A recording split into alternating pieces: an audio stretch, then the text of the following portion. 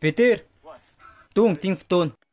Ry mpampianatro, vonina hiaraka aminao aho, na aiza na aiza. Eny hatrany amponjary. Mbola tsy maneno ny poulet de chair an'io?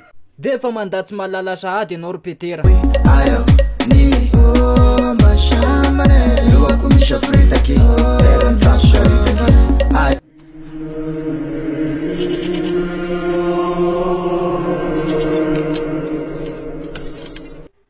Salama gnao ry tompo. Salama tsara ry anaka. Vita soa ny alina? Eka, tsikaby, vinakainy atindrianareo. Mba tonga mangovangy anao agnahy. Kay, rehefa mba mamangovangy amin'ny magnaraka de mba mitondra kafe. Ka zay mihitsy zao ny atindrianay rolahy eto satria de tena tapaka mihitsy anay io tsisy vola fa mba mangataka sy mila vonjy aty aminao anay ry tompo. Tena zay tokoa ny atindrianay io. Satria anao manko ny sisa mba antenainay ry tompo. Sady araky ny teny nataonao tao amin'ny baiboly hoe mangatady omeko ianareo sisa ianao tam'izany. Ka tonga anay mba angataka 10 tapitrisa aty aminao. 10 tapitrisa fotsiny. Zay madigna.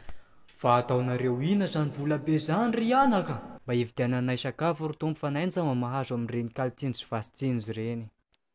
Zay ny tena marina. Raha samy matahotra anao manko ry tompo ny olo-pizara anazy regny. Tsa matahotra ana?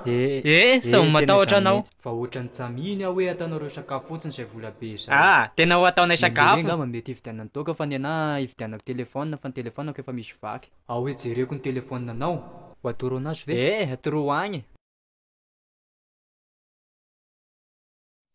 Atao ve kaikaiky koa ty? Ny tactile ny vaky, mba fantatra anao kay natao hoe tactile? Io koa misy vaky eo.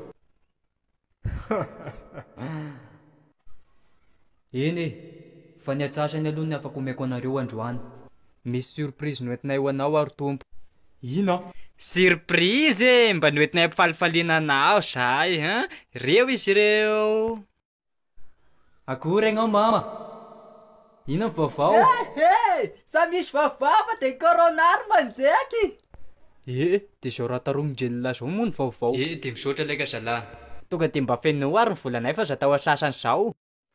Fa mba afaka manao selfie miaraka aminay ve agnao? Alefaso.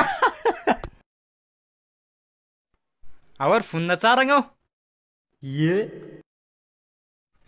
Fa de oroso ndraiky ane agnay zay fa de avelanay kely eo anao. De mazotoa mamangovangy.